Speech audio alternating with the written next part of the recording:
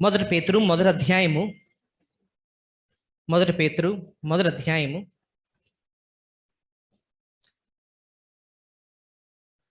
మొదటి వచనం మొదటి చదవాల్సిందిగా కోరుతున్నాం.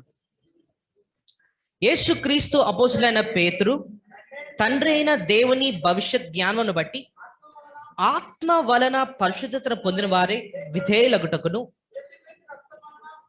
ప్రోక్షింపబడుటకును ఎరుగిన వారికి అనగా పొంతు, గలతియా, కపదొక్య, ఆసియా, బితునియా అను దేశములు యందు చెదిరిన వారిలో చేరిన యాత్రికులకు శుభం చెప్పి చాలు.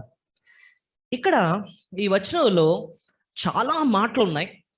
మనం ప్రతి మాటను కూడా ఇంతకు ముందు ధ్యానించాం, కానీ ఇక్కడున్న ఒక మాట మనం కొంచెం ఎక్కువ స్టడీ చేయలేదు. అదేంటండి అని అంటే, ఆత్మ వలని పరిశుద్ధత పొందిన వారే అన్నమాట.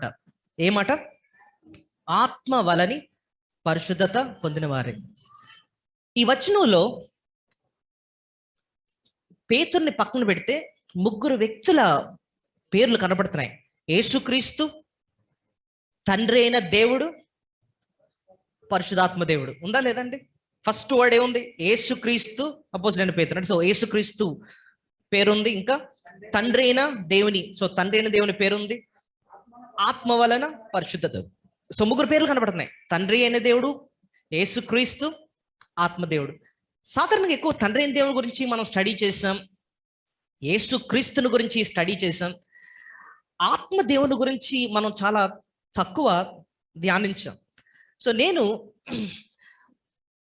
ఈ ఆరాధన వర్తమానంలో ఆత్మదేవుని గురించిన సత్యాన్ని అర్థం చేసుకోవాలి. మనం చాలా డీప్గా స్టడీ చేయాలి అని చెప్పి గత వారం నుంచి కొద్దిగా ప్రారంభించాం. అసలు ఆత్మదేవుని కార్యాలు ఏంటి, ఎందుకంటే ఆత్మదేవుని గురించి అంత లోతుగా మనం చదవాలి, అర్థం చేసుకోవాలి అని అంటే, రక్షింపబడిన ప్రతి బిడ్డకు లోపల ఎవరుంటారు తెలుసా?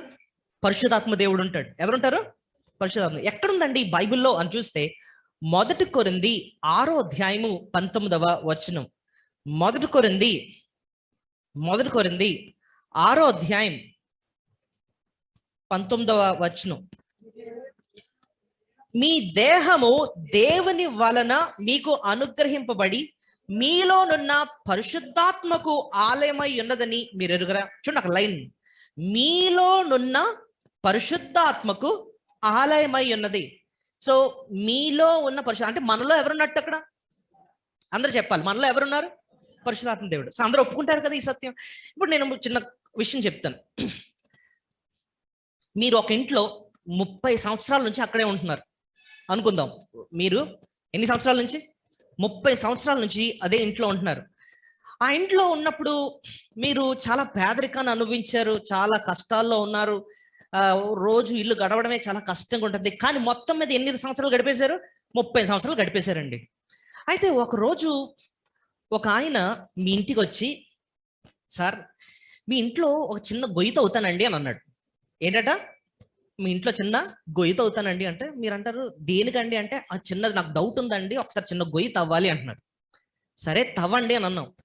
ఇలా తవ్వుతున్నాడు, మొత్తం మీద మీ బెడ్రూమ్లో ఎందులోనో గొయ్యి తవ్వుతున్నాడు. మీరు ఏం చేస్తారు ఆ టైంలో? చూస్తూ ఉంటారు, ఎందుకు బెడ్రూమ్లో గొయ్యి తవ్వుతున్నాడు ఏంటి అని చెప్పి చూస్తూ ఉంటారు. తవ్వుతూ ఉంటే మధ్యలో టక్ టక్ సౌండ్ వచ్చింది తవ్వటంలో. ఏంట్రా అని చూసేటప్పటికి లోపల అంత జాగ్రత్తగా మట్టి తీస్తుంటే ఒక పెద్ద పెట్టి కనిపించింది. ఆ పెట్టిని జాగ్రత్తగా బయటికి తీశారు. తీస్తే ఆ పెట్టిని ఓపెన్ చేస్తారు. మీరందరూ ఎలా ఉంటారు అప్పుడు? నిజంగా మీకు అలాంటి సీన్ జరుగుతుంటాయి. ఏముందిరా పెట్టిలో? 30 సంవత్సరాల నుంచి నేను ఎక్కడ ఉన్నా నాకు తెలియదు అందులో ఏముందో. పెట్టుందా? తీరా తీసేటప్పటికి అందులో వజ్రాలు, రకరకాల బంగార హారాలు, ఎప్పుడో అలాగా ధననిధి ఉందన్నమాట. మీ ఫీలింగ్ ఏంటంటే ఆ సమయంలో? 30 సంవత్సరాల నుంచి అడుక్తిని బతికాను, నా కిందనే ఇంత వజ్రాలు ఉంచుకొని నాకు తెలియకుండా అని చెప్పి ఎంత బాధపడతావు? అవునా కదా? అసలు విశ్వాస జీవితం అలాగే ఉంటుందండి ఈ కాలంలో. మన లోపల గొప్ప ధననిధి ఉందన్నమాట. ఎవరు? ఆత్మ దేవుడే మన హృదయంలో ఉన్నాడు. కానీ ఆ ఆత్మదేవుని యొక్క విలువ ఏంటో మనం అర్థం చేసుకోకుండానే సంవత్సరాలు ఒక విశ్వాసిగా బతికేస్తున్నాం. మనం ఏంట్రా ఈ జీవితం అన్నట్టే బతుకుతున్నాం. సో నాకు అప్పుడు అనిపించింది, అసలు మనలో ఉన్న ఆత్మ దేవుని గురించి చాలా డీప్గా స్టడీ చేయాలి. మనం ఫస్ట్ ఒక మాటతో మొదలు పెట్టాం, తండ్రి అయిన దేవుడు, కుమారుడైన దేవుడు, ఆత్మదేవుడు, ముగ్గురు వ్యక్తులు ఉంటారండి. తండ్రి అయిన దేవుడు మనల్ని జగత్ పునాది వేయబడక మునిపే ఆయన ఏర్పాటు చేసుకొని ముందు నుంచే ఎరిగినవాడు. సో వెనక నుంచి ఆయన మనల్ని నడిపిస్తున్నాడు. యేసు ప్రభు ఏంటంటే ఆయన ఒక కాపరిగా ముందుండి నడుస్తూ మనల్ని నడిపిస్తున్నాడు. కానీ ఆత్మదేవుడు ఎక్కడున్నాడు తెలుసా? మనలో ఉండి ఆయన మనల్ని నడిపిస్తున్నాడు. మనలో ఉన్న గొప్ప ధననిధి ఆత్మదేవుడు అన్నమాట. సో ఇదిను నేను ఇది అర్థం చేసుకోవడానికి నేను గత వారం మీకు చిన్న అంటే చిన్న కొద్దిగా ప్రారంభించాను. అయితే 2 కీలకమైన ప్రశ్నలు వేసుకుంటున్నాం అనమాట. ఏంటండి 2 కీలకమైన ప్రశ్నలు అంటే, మొట్టమొదటిది, అసలు ఆత్మదేవుడు ఎవరండి? ఆయన ఏమన్నా ఏదన్నా తక్కువ వ్యక్త, లేకపోతే ఏంటి, ఆయన ఎవరు అసలు? Who is the holy spirit? ఆత్మదేవుడు ఎవరు? రెండో ప్రశ్న ఏంటంటే, మరి ఆయన ఏం చేస్తాడు? సో ఈ 2 ప్రశ్నలు చాలా ప్రాముఖ్యం. ఎవరండి ఆత్మదేవుడు? ఎవరు? రెండోది ఏంటి? ఆయన ఏం చేస్తాడు? ఈ 2 చాలా కీలకమైన ప్రశ్నలు. నాలో ఉన్నాడా? మరి ఆయన ఎవరో నేను అర్థం చేసుకోవాలి. రెండోది, ఆయన నాలో ఉండి ఏం చేస్తాడో నేను అర్థం చేసుకోవాలి. ఈ 2 ప్రశ్నలకు నేను ఈ దినం మీ ముందు జవాబిచ్చి ముగిస్తాను. సో నిజంగా ఆ ధననిధి గురించి అర్థం చేసుకుంటేనే మనం నోరు తెరిచి ప్రభుని ఏం చేస్తాం? ఆరాధన చేస్తాం. సో గత వారం నేను కొన్ని విషయాలు చెప్పాను, ఆత్మదేవుడు అని చేసే కార్యాలు ఏంటి అని. ఇది ఇంకా ఎక్కువ విషయాలు మనం నేర్చుకోబోతున్నాం. సో గత వారం నేర్చుకున్నా కూడా ఒక్కసారి మీకు జ్ఞాపకం చేస్తాను. సో మొత్తం అండర్స్టాండింగ్ తో, ఆత్మదేవుడు ఎంత గొప్ప దేవుడు నాలో ఉన్నాడా? ఏమండి, ఆత్మదేవుడు పాస్టర్ గారిలోనే ఉంటాడు కదండి, విశ్వాసుల్లో కొంతమందిలో ఉంటాడు కదండి. మీలో ఉన్న ఆత్మదేవుడు అంటే అర్థం ఏంటి? మీలో ఉన్న అంటే అర్థం ఏంటి? అక్కడ ఈ మీకు ఇందాక 1 కొరింథీ చదివించాను మీకు కదండి. 1 కొరింథీ 6:19 ఏముంది? మీలో ఉన్న ఏముంది? చదవండి అన్నమాట. మీ దేహం దేవుని వలన మీకు అనుగ్రహింపబడింది, మీలోనున్న పరిశుద్ధాత్మకు ఆలయమైనది. ఇప్పుడు క్వశ్చన్ ఏంటంటే, ఆ మీలో అని అంటాడు కదా, మీ ఎవరు? మీ సింపుల్ గా చెప్పాలంటే ఈ పత్రిక ఎవరికి రాశారు? కొరింథీ అన్న సంఘానికి. అంటే అర్థం ఏంటంటే, ఆ సంఘ సభ్యులందరికీ వర్తిస్తుంటున్నాడు. మీలో ఉన్న అంటే మీ ప్రతి ఒక్కరిలో ఉన్నా అని అర్థం. అర్థమైందా మీకు? సో మనం అర్థం చేసుకోవాల్సిందే, నాలో ఉన్న ఆ ధననిధిని గురించి, ఆత్మదేవుని గురించి నేను అర్థం చేసుకోవాలి. ఎవరండి ఆయన అని చూస్తే, ముందు ఆయన ఆయన ఆయన ఎవరు? Who is this holy spirit? మొట్టమొదటిగా ఆత్మదేవుడు ఎవరండి అంటే, ఆయన దేవుడు. ఆయన ఆ పరిశుద్ధాత్మ ఎవరంటే దేవుడు. ఆయన ఎక్కడ రాస్తుంది? అపోస్తల కార్యములు 5వ అధ్యాయము 3వ వచనం. అపోస్తల కార్యములు 5వ అధ్యాయము 3వ వచనం నేను చదువుతానండి. అప్పుడు పేతురు, అననీయ, నీ భూమి వెలలో కొంత దాచుకొని పరిశుద్ధాత్మను మోసపుచ్చుటకు సాతాను ఎందుకు మీ హృదయంలోను ప్రేరేపించును? సో ఎవరిని మోసం చేశారంటున్నాడు? చెప్పాలి, ఎవరిని మోసం చేశారంటే పరిశుద్ధాత్మ అన్న మాట ఉపయోగించారు. మరి పరిశుద్ధాత్మ అన్న మాటను అక్కడ ఉపయోగించి నెక్స్ట్ 2 వచనాల తర్వాత దేవునితో అబద్ధం ఆడారు అంటున్నాడు. చూడండి ఎక్కడ, 4వ వచనం చివరన, నీవు మనుషులతో కాదు దేవునితోనే అబద్ధం ఆడావు. సో ఇప్పుడు చెప్పండి, పరిశుద్ధాత్మను సంబోధిస్తూ ఆయన ఎవరు అంటున్నాడు ఇక్కడ? ఆయన ఎవరైనా దేవుడు. సో మనలో ఉన్న పరిశుద్ధాత్మ ఎవరు చెప్పండి? దేవుడు. సో దేవుడు ఎక్కడున్నాడు ఇప్పుడు? మనలో. ఇప్పుడు అర్థమవుతుంది కదా. సో మనలో ఆత్మ దేవుడు ఉన్నాడు. సో ఒక వ్యక్తిని మనం దేవుడు అని అన్నామంటే దైవ లక్షణాలన్నీ కూడా ఆయనలో ఉండాలి. మళ్ళీ ఒకసారి చెప్తున్నాను, ఒక వ్యక్తిని మనం దేవుడు అన్నామంటే దేవుడికి ఉండాల్సిన లక్షణాలన్నీ కూడా ఆయనలో ఉండాలి. ఇప్పుడు ఒకవేళ మీకు నేను ఒక వస్తువు మీ ముందు పెట్టి ఇది బంగారం అండి అని అన్నాను అనుకోండి, ఫస్ట్ మీరు ఏం చూస్తారు? బంగారం ఉండే లక్షణాలన్నీ దీనికి ఉండాలి. బంగారం ఉన్న లక్షణాలు లేకపోతే వెంటనే మీరు ఏమంటారంటే, ఏమిటి ఇది బంగారం కాదండి అంటున్నాం. సో ఒక వ్యక్తిని మనం దేవుడు అన్నామంటే దేవునిలో ఉన్న లక్షణాలన్నీ కూడా ఉండాలన్నమాట. ఇప్పుడు దేవునిలో ఉన్న లక్షణాలు ఏంటండి అంటే, ఫస్ట్ దేవుడు సృష్టికర్త అయి ఉండాలండి. ఫస్ట్ ఆయన ఎవరై ఉండాలి? సృష్టికర్త అయి ఉండాలి. అంటే అర్థం ఏంటి? ఆయన ఎవరు సృష్టించరు, కానీ ఆయనే సమస్తాన్ని ఏం చేయాలి? సృష్టించాలి. సో బైబిల్లో తండ్రి అయిన దేవుడు సృష్టించడం ఉంది, యేసు క్రీస్తు సృష్టించాడని ఉంది. ఎక్కడ ఉంది మీకు తెలుసా? యేసుక్రీస్తు సృష్టించాడని. కలిగినది ఏది ఆయన లేకుండా కలుగలేదు. ఎక్కడుంది అన్నమాట? యోహాను సువార్త 1:2 ఉంది, తీయద్దు. కానీ ఆత్మదేవుడు కూడా సృష్టించాడని ఎక్కడుంది తెలుసా? ఆత్మదేవుడు సృష్టించాడని ఎక్కడుంది? యెషయా గ్రంథం 45:18 చూడండి. యెషయా గ్రంథం 45:18. ఆకాశములకు సృష్టికర్తకు యెహోవాయే దేవుడు, ఆయన భూమిని కలుగజేసి దాన్ని స్థిరపరచును. నిరాకారముగా ఉండినట్లు ఆయన దాన్ని సృజింపలేదు, నివాస స్థలముగా ఉన్నట్లు దాన్ని సృజించను. ఈ 18వ యెహోవాయే దేవుడు, ఆయనే సృష్టికర్త అని చెప్పి రాస్తుంది. ఆత్మదేవుడు అని రాసలేదు. కానీ ఈ వచనంలో మనం జాగ్రత్తగా గమనిస్తే ఒక మాట ఉంది. నిరాకారంగా ఉన్న భూమిని నివాస స్థలంగా చేశాడట. మళ్ళొకసారి చెప్తున్నాను. నిరాకారంగా ఉన్న భూమిని ఎలా చేశాడు? నివాస స్థలం. నివాస స్థలం అంటే అర్థం ఏంటి? నివసించడానికి ఉపయోగపడే స్థలం. ఇప్పుడు మనం మార్స్ మీద బతకగలమా? మార్స్ అంటే ఎక్కడ తెలుసు మీకు? పక్క గ్రహం. జూపిటర్ మీద బ్రతకగలమా? బ్రతకలేం. మర్క్యూరీ మీద, ఇది ఎక్కడున్నాయిరా అనుకుంటున్నారేమో మన గ్రహాల పేర్లు. ఇది ఎక్కడమే బతకలేమండి. కానీ భూమి మీద మాత్రం బ్రతకగలం. ఎందుకు? భూమిని నివాస స్థలం అంటాం, నివసించే స్థలం, లివింగ్ ప్లానెట్. ఒక మనిషి ఈ భూమి మీద బ్రతకడానికి కావాల్సిన తిండి, కావాల్సిన గాలి, కావాల్సిన ఉష్ణోగ్రత, ఇవన్నీ కూడా భూమి మీద ఉన్నాయి. మరి ఈ భూమిని అంత నివాస స్థలంగా మార్చింది ఎవరండి? నిరాకారంగా ఉన్న భూమిని నివాస స్థలంగా చేసింది ఎవరో తెలుసా? ఆత్మదేవుడు. ఎక్కడ రాసిందండి అని చూస్తే ఈ నిరాకారం అన్న మాట ఫస్ట్ టైం ఆదికాండం 1:2 కనపడుతుంది. చూడండి, ఆదికాండం 1:2. భూమి నిరాకారముగా శూన్యముగా ఉండెను, చీకటి అగాధ స్థలముల పైన కమ్యుండెను, దేవుని ఆత్మ జలముల పైన అల్లాడుచుండెను. ఇప్పుడు చూడండి, భూమి ఎలాగుందట? నిరాకారంగా ఉంది, శూన్యంగా ఉంది. ఈ నిరాకారం అన్న మాట ముందు ఎక్కడ చదివాం? యెషయా గ్రంథం 45 ఇప్పుడు చూసాం కదా. అదే వర్డ్స్ ఇక్కడ రాసి అంటున్నాడు, ఇలా నిరాకారంగా నా భూమి మీద దేవుని ఆత్మ అల్లాడుచున్నాడంట. అల్లాడుచుండం అంటే అర్థం ఏంటో తెలుసా? కోడి గుడ్లు పెట్టి దాని మీద ఏం చేస్తుంది? పొదుగుతుంది. పొదిగినప్పుడు ఏం జరుగుతుంది? దానిలో ఉన్న వేడి ఆ గుడ్లకు చేరి ఆ గుడ్డు ఎలా మారుతుంది? పిల్ల అవుద్ది కదండి.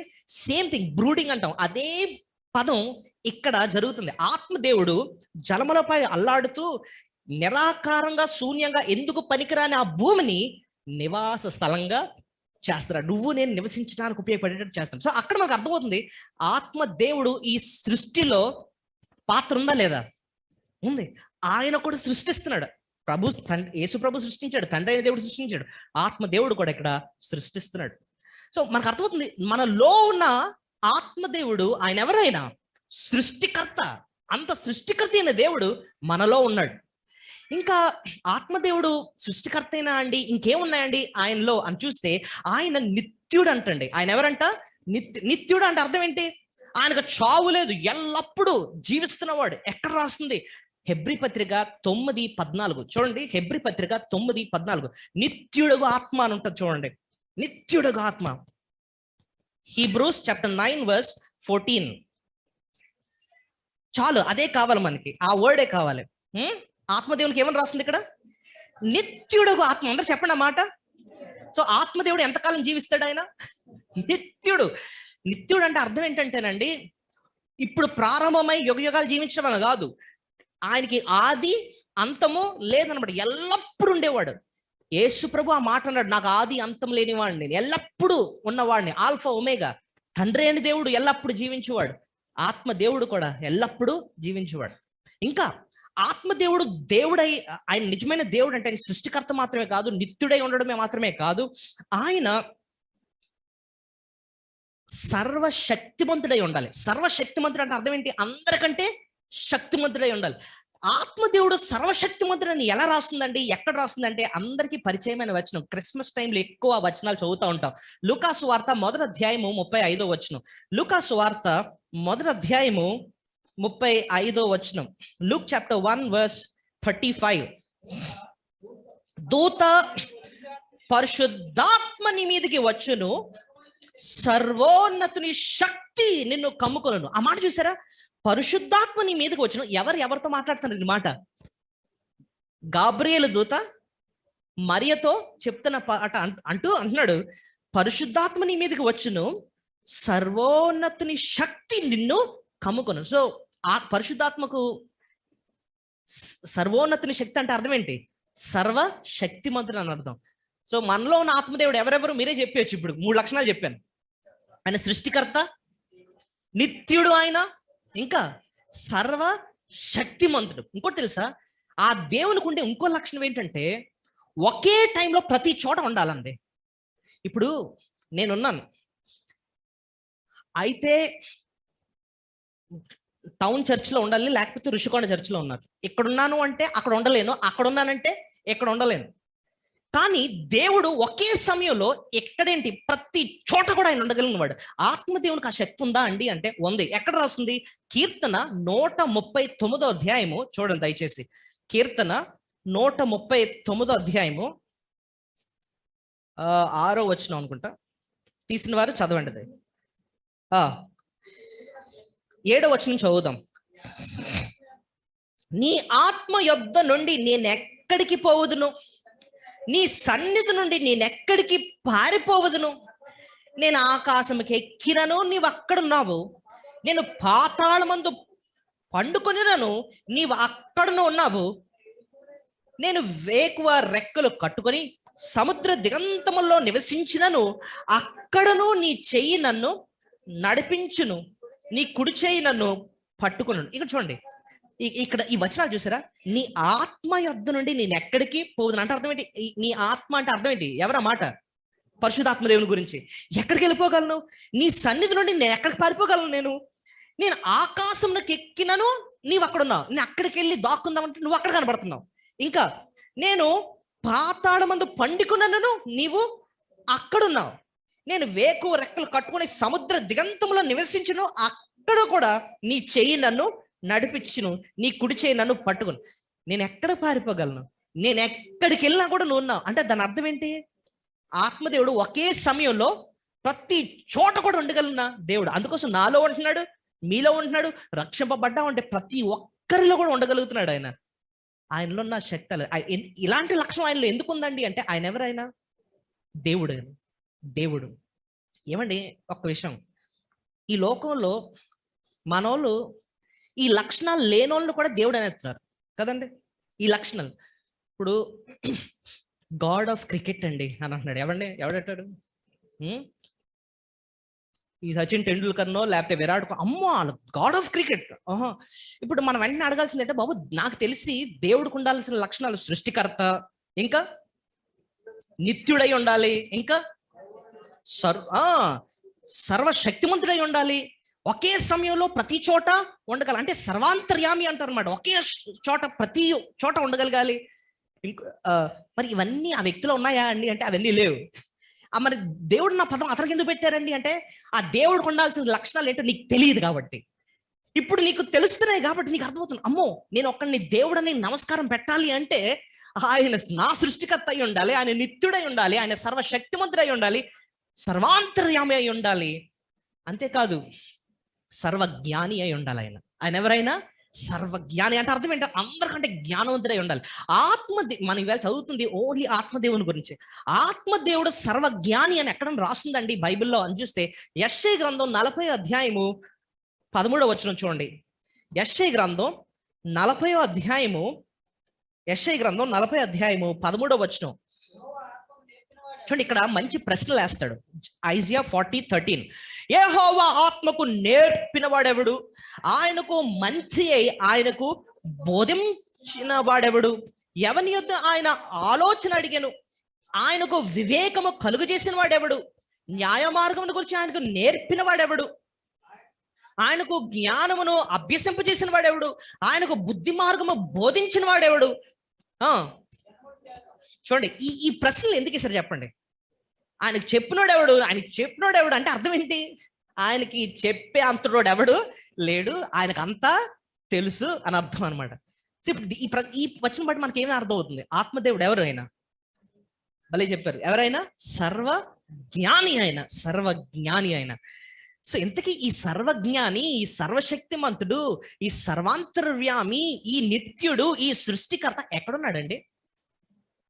మనలో. ఇప్పుడు మీకు అర్థమవుతుందా? నేను ఇందాక ఫస్ట్ లో చెప్పాను, మనలో ఇంత ధననిధులు ఉంచుకొని ఆయన విలువేంటో మనకు అర్థం కాక చాలా చాలా అంటే విలువైన జీవితాన్ని మనం జీవించలేకపోతున్నాం అనమాట.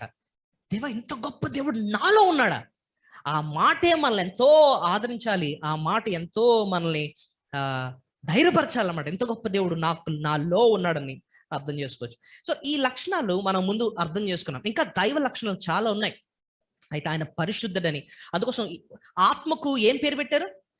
పరిశుద్ధ ఆత్మ. అంటే అర్థం, ఆయనలో పాపం లేదు, పవిత్రుడు ఆయన, పరిశుద్ధ ఆత్మ. దేవుడు ఒక్కడే పరిశుద్ధుడు, ఆయన ఆత్మ పరిశుద్ధ ఆత్మ, పాపం లేని పవిత్రమైన ఆత్మ. ఆయన మనలో ఉన్నప్పుడు మనలో కూడా పవిత్రతను తీసుకొస్తాడు. మన జీవితం మారుతుంది, ఎందుకంటే ఆత్మదేవుడు మనలో ఉన్నాడు కాబట్టి. ఇప్పుడు చూడండి, చిన్నప్పుడు మేము స్కూల్లో మాకు ఒక క్రాఫ్ట్ క్లాస్ ఉంటుంది. క్రాఫ్ట్ క్లాస్ అంటే ఏం చేసేవారంటే, ఈ చార్ట్లు ఇలాంటివన్నీ తీసుకురమ్మనేవారు అనమాట. తీసుకొచ్చిన తర్వాత ఒకసారి మాకు చైనా లాంతర్ చేయడం నేర్పించారు. చైనా లాంతర్ అంటే తెలుసా మీకు? చార్ట్ని ముందు రౌండ్గా చుట్టమనేవారు. నీట్గా చుట్టాం స్కూల్ పిల్లలు. దాని తర్వాత అన్నిటిలో వరుస కన్నాలు పెట్టమని చెప్పారు అనమాట. చుట్టూ పెన్సిల్ గీసి చుట్టూ కన్నాలు పెట్టాం. కన్నాలు చక్కగా పెట్టాం అనమాట, రకరకాల కన్నాలు పెట్టాం. దాని తర్వాత చుట్టూ పెట్టిన దీనికి అవతల పక్కన టేప్ అంటించేసాం. టేప్ పట్టించేసి ఇలా కూర్చోబెడితే చూడడానికి చాలా అందంగా ఉంది. దాని లోపల చిన్న బల్బు పెట్టాం అనమాట. బల్బు పెట్టి ఆన్ చేసిన వెంటనే ఆ కన్నాల్లో నుంచి ఇదంతా కూడా ఎలాగా చీకట్లో జిగ్గమని మెరిసింది అనమాట. సో లోపల బలుబు ఉంది కాబట్టి ఈ లాంతర్ ఏమైంది? మెరుస్తుంది. అలాగే ఇంత గొప్ప ఆత్మదేవుడు, పరిశుద్ధాత్మదేవుడు మనలో ఉన్నాడు కాబట్టి మనలో నుంచి ఆ పవిత్రత, పరిశుద్ధత బయటకు వస్తుంది అనమాట.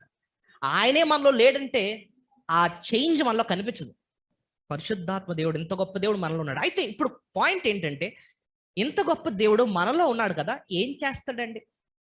అది రెండో ప్రశ్న. సో ప్రభుని మనం ఉంది ఆరాధించేటప్పుడు ఈ లక్షణాలన్నింటిని బట్టి ప్రభుని ఆరాధించు. దేవా, ఎంత గొప్ప దేవుడు! దేవా, నువ్వు సృష్టికర్తవు, నిత్యుడువు, ఇంకా సర్వశక్తిమంతుడు, సర్వాంతర్యామివి, సర్వజ్ఞానివి, పరిశుద్ధుడు, ఎంత గొప్ప దేవుడు, నాలో ఉన్నావా, నీకు స్తోత్రాలు ఆయన అని చెప్పి ఆయన స్తుతించాలి. అంతేకాకుండా నువ్వేం చేస్తావు నాలో ఉండి అన్న ప్రశ్న చాలా కీలకమైన ప్రశ్న. కొన్ని ఎక్కువ నేర్చుకోబోతున్నాం, జాగ్రత్తగా నన్ను ఫాలో అవ్వండి. గత వారం నేను చెప్పిన కూడా సింపుల్ గా నేను చెప్పేసి తర్వాత కొత్త విషయాలు మనం నేర్చుకుందాం. మొట్టమొదటిది, ఆత్మదేవుడు మనలో ఉండి ఏం చేస్తాడంటే మన పాపాన్ని ఒప్పింపజేస్తాడు. యోహాను సువార్త 16వ అధ్యాయం 8వ వచనం. యోహాను సువార్త 16వ అధ్యాయము 8వ వచనం. త్వరగా తీసిన వారు చదవండి.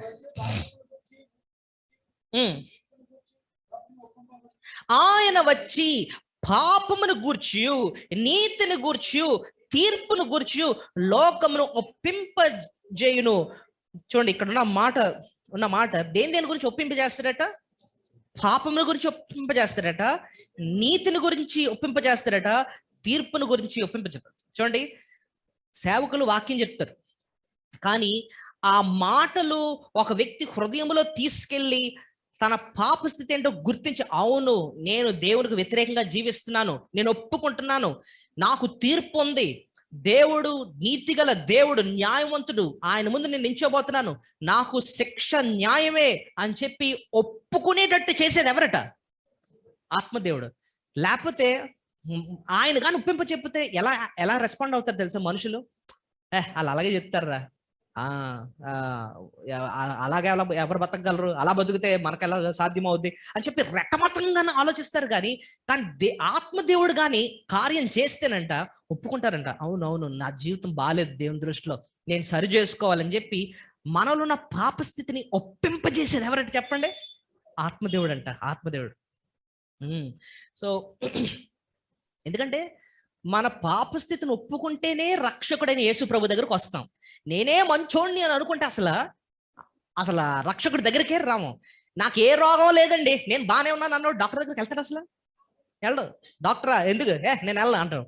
లేదు నా రోగం సీరియస్, నేను ఇలాగే ఉంటాను, నేను పోతాను రా బాబు అని అర్థమైతే అప్పుడు పరిగెట్టుకుని ఎక్కడికి వెళ్తాడు? డాక్టర్ దగ్గరికి వెళ్తాడు. మన పాప స్థితి మనం అర్థం చేసుకున్నప్పుడే, ఒప్పుకున్నప్పుడే యేసు ప్రభు పాతాల దగ్గరికి వెళ్తాం. ప్రభువా నన్ను రక్షించిన ఆయన, నన్ను క్షమించిన ఆయన, ఇదే స్థితిలో ఉంటే నేను నరకానికి వెళ్ళిపోతాను తండ్రి, నన్ను క్షమించు ప్రభు అని చెప్పి ఆయన పాతాలు పట్టుకుంటాం అనమాట. సో మన పాప స్థితిని ఒప్పింపజేసే కార్యం ఎవరు చేస్తారట? పరిశుద్ధాత్మ దేవుడు. అర్థమైందే మీకు? సో మీ గత జీవితం మీకు గుర్తొచ్చేస్తా ఉండాలి. అవును, నేను ఫలానా సమయంలో వాక్యం ద్వారా ఒప్పింపబడ్డాను, నేను దేవుని సన్నిధిలో పశ్చాత్తాపడ్డారంటే ఆ కార్యం నేను కాదు, నా వెనక నుండి చేయించింది ఎవరు? ఆత్మదేవుడు అని మీకు అర్థమైపోవాలి. ఓకే, సో మన పాపను ఒప్పింపునట్టు చేసేది ఆత్మదేవుడు. రెండోది ఏంటో తెలుసా? మనకు నూతన జన్మనిస్తారట ఆయన. ఎవరు నూతన జన్మ ఎక్కడ రాస్తుందండి అని చూస్తే, తీతు పత్రిక 3వ అధ్యాయము 5వ వచనం. తీతు పత్రిక 3వ అధ్యాయము 5వ వచనం. Titus chapter.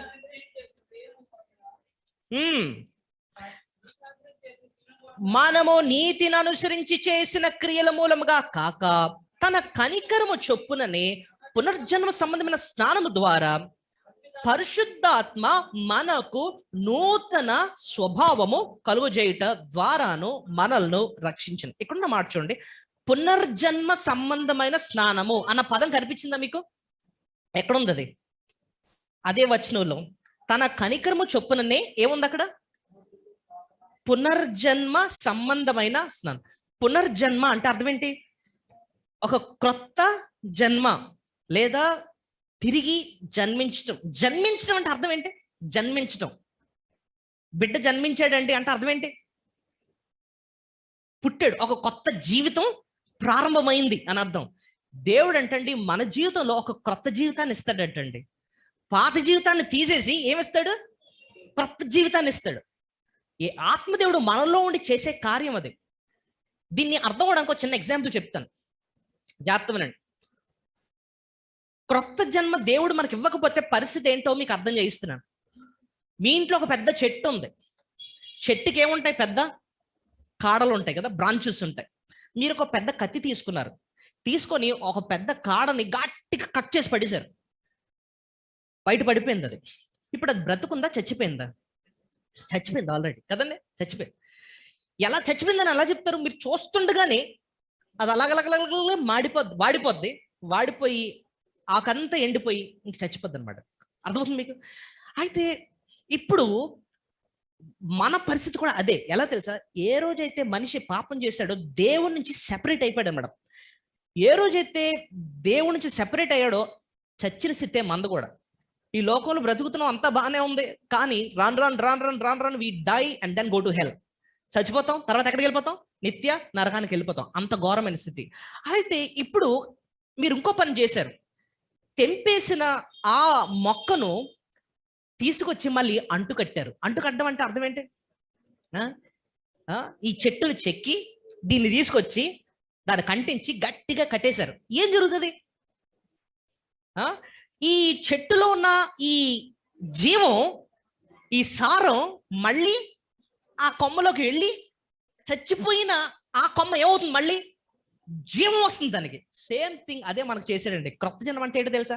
చచ్చిన మనల్ని, పాపం చేత చచ్చిన మనల్ని తీసుకొచ్చి ప్రభుతో అంటగట్టాడు. ఇలాగా ఎప్పుడైతే అంటగట్టాడో ఆయన జీవం మనలోకి వచ్చింది, మన జీవితంలో మార్పు వచ్చింది.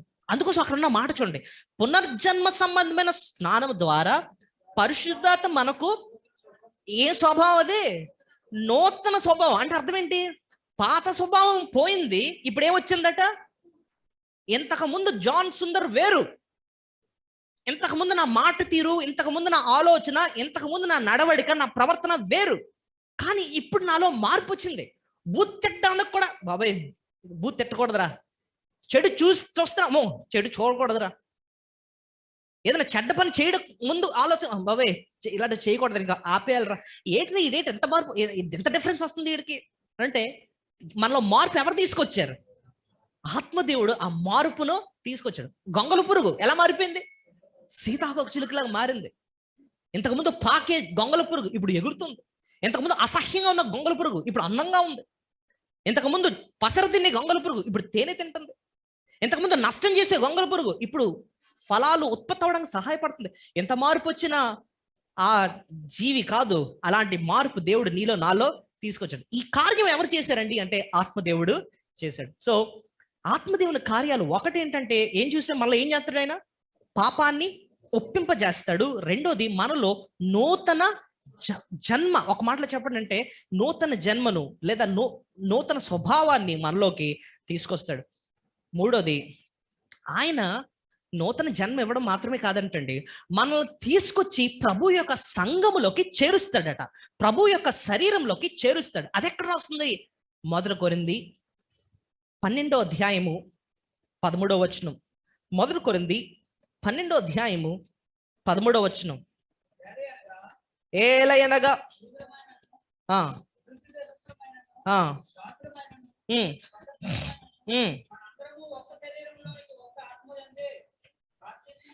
మనమందరము ఒక్క శరీరములోనికి ఒక్క ఆత్మయందే బాప్తిసం పొందితిమి, మనమందరము ఒక్క ఆత్మను పానము చేసిన వారు.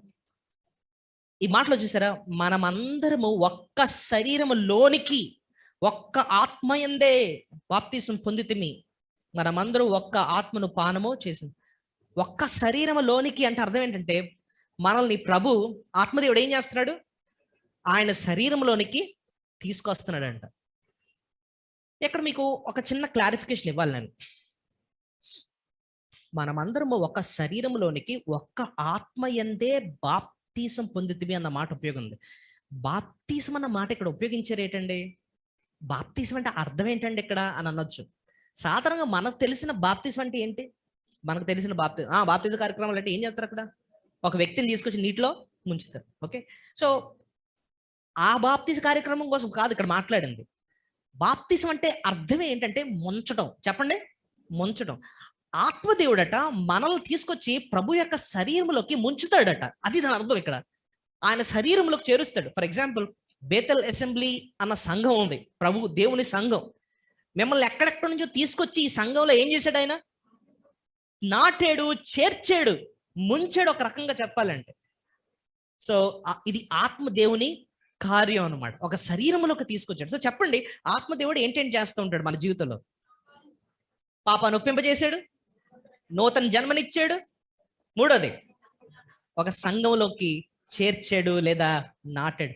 నాటాడు అన్న పదం ఎక్కడ ఉంటుందంటే కీర్తన 92:13, సామ్ 92:13. కీర్తన 92వ అధ్యాయము. యెహోవా మందిరములో నాటబడిన వారే. సో ఆత్మదేవుడు మనల్ని ఏం చేశాడట? ఏం చేశాడు అక్కడ? ఆయన మందిరంలో నాటాడు అన్న మాట మనం చూస్తున్నాం. ఒక మొక్క దానికి అదే నాటుకుంటుందా? లేకపోతే ఎవరైనా నాటాలా? దాన్ని ఎవరైనా నాటాలి తీసుకొచ్చి. అలాగే మనల్ని కూడా మనం నాటుకోం.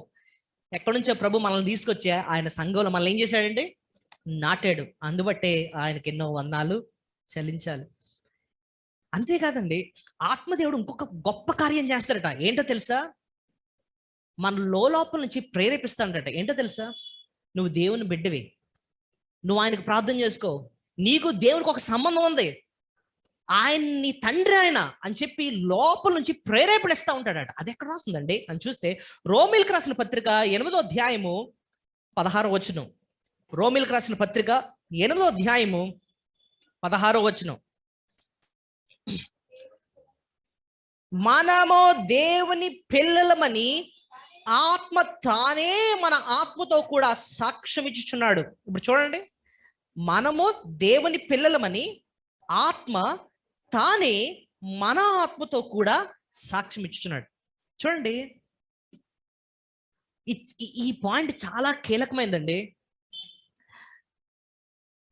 ఇప్పుడు నాకు దేవునికి సంబంధం ఉందని చెప్పి, ఎలాంటి సంబంధం అంటే ఆయన తండ్రి, నేను ఆయన బిడ్డని అన్న సంబంధాన్ని గుర్తు చేస్తూ ఉంటాడంట. ఎవరు?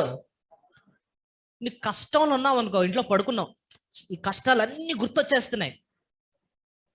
మనసు ఎలాంటి ప్రేరేపణ ఇస్తుందంటే, నువ్వు పంచే ఈ కష్టాలు తట్టుకోలేవు కాబట్టి అదిగో అక్కడ ఒక పాయిజన్ ఉంది కదా, మింగి, లేకపోతే ఆ రైలు పట్టాల మీద తలపెట్టేయి, లేకపోతే ఒక పంచి ఒక తాడు ఉంది కదా ఉడేసుకో. ఇలాంటి దరిద్రమైన తలంపులు ఎవరిస్తూ ఉంటారు? ఒక పక్క నుంచి కాతను గడిస్తూ ఉంటాడు. అయితే ఆత్మదేవుడు లోపల నుంచి ఏం చెప్తాడు తెలుసా? నువ్వు దేవుని బిడ్డవు కదా, నీకు ప్రభు ఉన్నాడు కదా, ఆయన నీ తండ్రి కదా, కళ్ళు మూసుకొని మోకరించి ప్రార్థన చేయ ఒకసారి. నీకు అంత దేవుని పక్కన పెట్టుకొని నువ్వెందుకు ఇలాంటి ఆలోచిస్తున్నావు అని చెప్పి లోపల నుంచి ఆత్మదేవుడు ఏం చేస్తాడట? ప్రేరేపిస్తాడట. ఆ మాట ఎంత మంచి మాట ఉంది చూడండి. 15-16 2 చదువుదాం మళ్ళొకసారి. ఏలయనగా మా అదే వచ్చిన రోమా 8:15-16 కలిపి చదువుదాం. ఏలయనగా మరలా భయపడుటకు మీరు దాస్యపు ఆత్మను పొందలేదు గాని దత్తపుత్ర ఆత్మను పొందిత్రి. ఆ ఆత్మ కలిగిన వారమై మనము అబ్బా తండ్రి అని మొర్రపెట్టుచున్నాము. మనము దేవుని పిల్లలమని ఆత్మ తానే మన ఆత్మతో కూడా సాక్ష్యం ఇచ్చుచున్నాడు. చూడండి, భయపడే ఆత్మ కాదట, భయపెట్టే ఆత్మ కాదట, నిరుత్సాహపరిచే ఆత్మ కాదంట, దత్తపుత్రాత్మ. ఆ ఆత్మదేవుడు మనకి జ్ఞాపకం చేస్తాడంట, నీకు ఆ తండ్రి అయిన దేవునికి, నీకు ఆ దేవునికి సంబంధం ఉంది. కళ్ళు మూసుకొని ప్రార్థన చేయి. ఆయన ఇంత గొప్ప దేవుడు నీకున్న తర్వాత ఎందుకు అలా కురింగిపోతా ఉంటావు అని చెప్పి లోలోప ఆయన దేవుని బిడ్డవు నువ్వు అని చెప్పి మనకి జ్ఞాపకము చేస్తూ ఉంటాడు. ఎంత మంచి మాట. మీకు అర్థమవుతుంది దీని విలువ ఏంటో? సో మనలో ఉన్న ఆత్మ గొప్ప ధననిధి అని చెప్తున్నాను కదా. మనం ఎప్పుడు ఒంటరం కాదండి. ఎంత గొప్ప ఆత్మదేవుడు మనలో ఉన్నాడు. ఆయన ఎంత విలువైన వాడు ముందు అర్థం చేసుకున్నాం. ఆయన సామాన్యుడు కాదు, సృష్టించిన సృష్టికర్త ఆయన. ఇంకెవరైనా? నిత్యుడు ఆయన, సర్వశక్తిమంతుడు ఆయన, సర్వాంతర్యామి ఆయన, సర్వజ్ఞాని ఆయన, ఆయన పరిశుద్ధుడైన అంత గొప్ప ఆత్మదేవుడు మనలో ఉండి ఆయన మనలో ఎంతెంది గొప్ప కార్యాలు చేస్తున్నాడండి అంటే, ఆయన పాపాన్ని ఒప్పింపజేశాడు, ఆయన మనల్ని నూతన జన్మనిచ్చాడు, ఆయన దేవుని శరీరంలోకి మనల్ని చేర్చి నాటాడు ఆయన. ఇంకా నువ్వు దేవుని బిడ్డవని ఎప్పుడు ఆయన ఏం చేస్తున్నాడు? జ్ఞాపకం చేస్తున్నాడు. అంతేకాదు, ఆయన మధ్యలో వదిలేసి వెళ్ళిపోతా ఉంటాడా? మధ్యలో వదిలేసి వెళ్ళిపోతా ఉంటాడా? కాదట, ఎల్లప్పుడూ మనతో ఉంటాడట. ఆత్మదేవుడు ఎంతకాలం ఉంటాడట? ఎల్లప్పుడూ ఉంటాడట. ఎక్కడ వస్తుంది ఆ మాట అని చూస్తే మీరే చూడండి. యోహాను సువార్త 14వ అధ్యాయం, యోహాను సువార్త 14వ అధ్యాయము 16వ వచనం. యోహాను 14:16 నేను తండ్రిని వేడుకొందును మీ యొద్ద ఎల్లప్పుడూ ఉండుటకై ఆయన వేరొక ఆదరణకర్తను, సత్యస్వరూపి యొక్క ఆత్మను మీకు అనుగ్రహించు. ఇప్పుడు చెప్పండి, ఆత్మదేవుడు ఎప్పుడు ఉంటాడా? మధ్యలో వెళ్ళిపోతా ఉంటాడా? నేను ఒకసారి ఒక మీటింగ్కి వెళ్ళాను. ఎందుకు వెళ్ళాను రా బాబు అనిపించిన తర్వాత, ఆ మీటింగ్లో కూర్చున్న తర్వాత ఒక ఆయన స్టేజ్ ఎక్కి, ఆత్మదేవ దిగు దిగు దిగు దిగు దిగు దిగు అంటున్నాడు అనమాట. ఏట్రా దిగు అంటున్నాడు అనుకుంటున్నాను. అంటే వాళ్ళ ఉద్దేశం ఏంటి? ఆత్మదేవుడు మన దగ్గర లేడు కాబట్టి మనం దిగుబాబు దిగుబాబు దిగుబాబు అంటే దిగుతాడు. ఇది ఎంత దరిద్రమైన బోధ అంటే, వాళ్ళకి ఆత్మదేవుడు మనలో ఉంటాడన్న సత్యం కూడా వాళ్ళకి తెలియదు అనమాట. అర్థమైంది మీకు? ఎవరన్నా దిగు దిగు అంటే ముందు బయటికి వెళ్ళిపోండి మీరు అక్కడ నుంచి. లేకపోతే దేవుడు కాదు, ముందు దయ్యం దిగుతుంది అక్కడ. అర్థమైందా? సో ఇక్కడ క్లియర్ ఏం రాస్తుంది చెప్పండి? ఆత్మదేవుడు ఎల్లప్పుడూ నుండుటకై, మీ యొద్ద ఎల్లప్పుడూ ఉండుటకై. చూడండి, ఒక చిన్న విషయం. ఎవరన్నా మీ పక్కన ఉన్నారనుకోండి, ఫర్ ఎగ్జాంపుల్ నేను ఎక్కడ ఉన్నాను, ఈ బ్రదర్ ఎక్కడ ఉన్నాడు, మిమ్మల్ని అక్కడెక్కడో ఉన్నట్టు బ్రదర్ రండి రండి రండి రండి అని అంటున్నాను అనుకోండి, మీరు ఏమంటారు? బ్రదర్ నేను పక్కనే ఉన్నాను కదా, మళ్ళీ రమ్మంటున్నారు ఏంటండి అని అంటారు. అంతే కదా. ఆత్మదేవుడు మనలో ఉన్నప్పుడు మళ్ళీ మనం దిగు దిగు అన్నం అన్నది నాన్ సెన్స్ అది. సో మనం ఎప్పుడు జ్ఞాపకం చేసుకోవాల్సింది ఏంటంటే, ఈ ఆత్మదేవుడు ఎప్పుడు మనతోనే ఉంటాడు, ఆయన మనతోనే ఉంటాడు. సో నెక్స్ట్ ఇంకేంటండి ఆయన గురించి నేర్చుకునే శ్రేష్టమైన విషయాలు అని చూస్తే, గత వారం మనం ఇంకోటి నేర్చుకున్నాం. ఆయన మనకు ముద్రగా ఉంటాడట. ఆయన ఎలా ఉంటాడంటే మనకి ముద్రగా ఉంటాడండి. ఆ మాట ఎక్కడ రాస్తుందండి? ఎఫ్ఎస్సి పత్రిక మొదటి అధ్యాయం, 13-14 వచనాలు. ఎఫ్ఎస్సి పత్రిక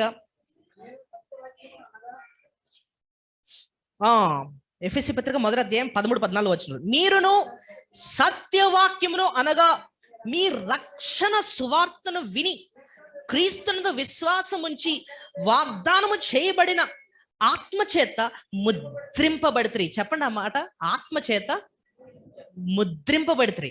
సో ఆత్మదేవుడు మనకు ఎలా ఉన్నాడంటే ఇక్కడ ముద్ర. చెప్పండి ఆ మాట, ముద్ర. నాకు ఈ మాట చదివిన వెంటనే చాలా ఆలోచింపజేసింది అనమాట. ఈ మాట ఏంటి? ఆత్మదేవుడు నాకు ముద్రగా ఉన్నాడండి. ముద్ర అంటే ఏంటి? ముద్ర అంటే నాకు తెలిసింది ఏంటంటే సీల్ లేదా ఒక స్టాంప్ అనమాట. ముద్ర గురించి ఒక్కసారి ఆలోచిద్దాం. ఇప్పుడు ఒక ఖాళీ స్థలం ఉందనుకోండి, ఖాళీ స్థలం చుట్టూ ఫెన్స్ వేసి గవర్నమెంట్ వాళ్ళు ఒక ముద్ర వేశారు, సీల్ వేశారు. అంటే అర్థం ఏంటి? ఎవడు పక్క నుంచి వెళ్తున్నా ఏం ఒప్పుకుంటారు గ్యారంటీగా? అది గవర్నమెంట్ ల్యాండ్ అండి, సీల్డ్, గవర్నమెంట్ సీల్ ఉంది, గవర్నమెంట్ ల్యాండ్ అండి, ఆ గవర్నమెంట్ ప్రాపర్టీ అండి. దేవుడు మన మీద ముద్ర వేసాడంటే అర్థం ఏంటి? మనం ఎవరు సొంతం? దేవుని సొంతం.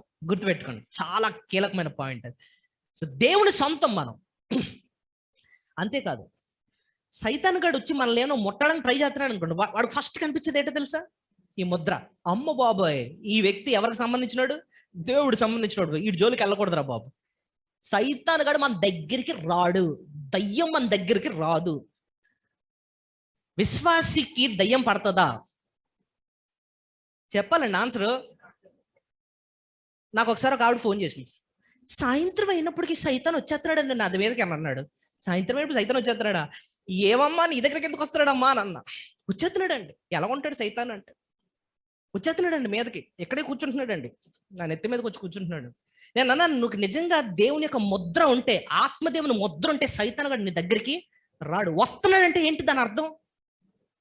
నీలో ఎవరు లేరు, ఆత్మదేవుడు లేడు కాదు, నువ్వు రక్షింపబడలేదు. ఫస్ట్ ఆఫ్ ఆల్ నీకు ఆత్మదేవుడు చేసిన కార్యాలు ఏమీ జరగలేదు. ఏది పాపం ఒప్పింపబడలేదు, నూతన జన్మ జరగలేదు, ఇంకా సంఘంలో చేర్చబడలేదు, ఇవేమి కూడా నీకు జరగలేదు. కాబట్టి నీ దగ్గరికి ఎవడొస్తున్నాడు? దయ్యమును సైతాన్లు వస్తున్నాయి. ఆత్మ ఎప్పుడైతే ముద్రించాడో అండి దేవుడు, మన దగ్గరికి దురాత్మ రాడండి.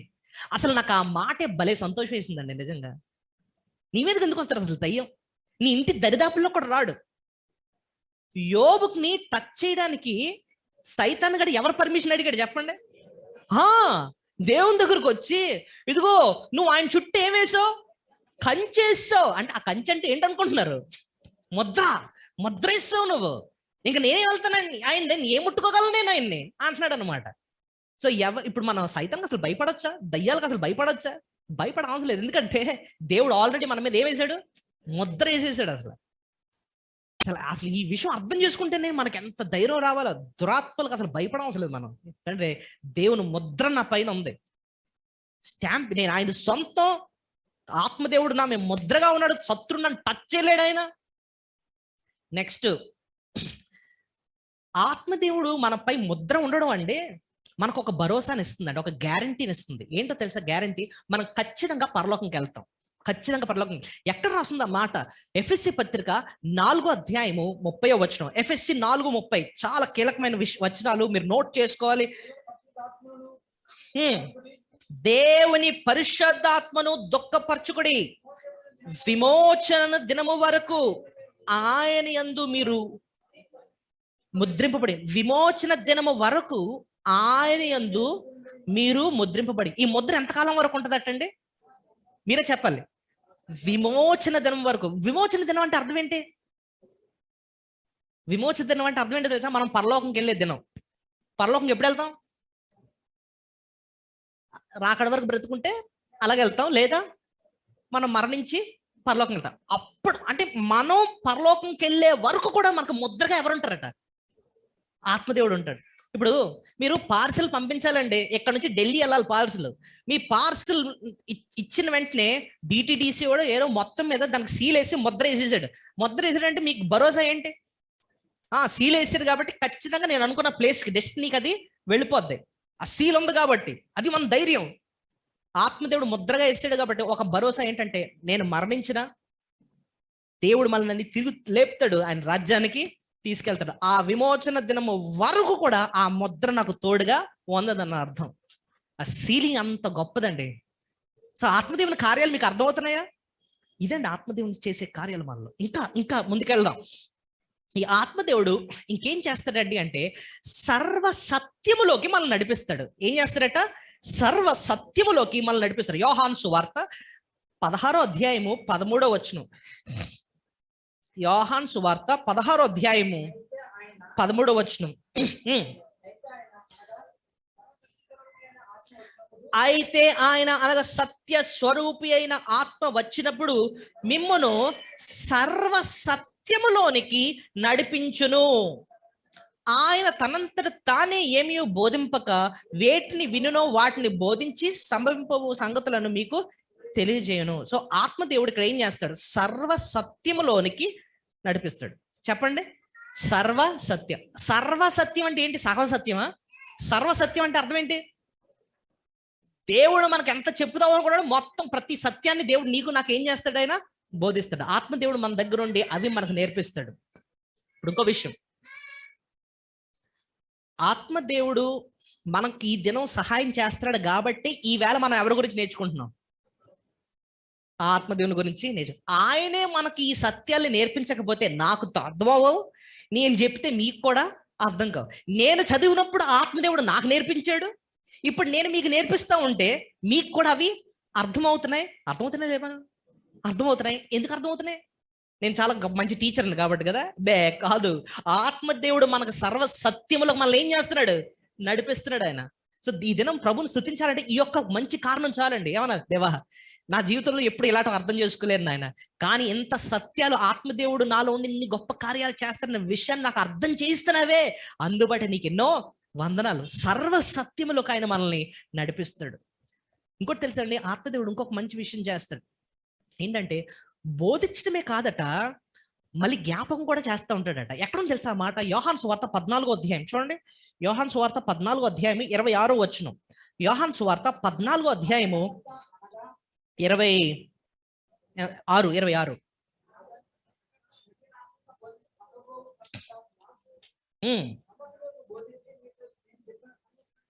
మీకు జ్ఞాపకం నేను చదువుతానండి.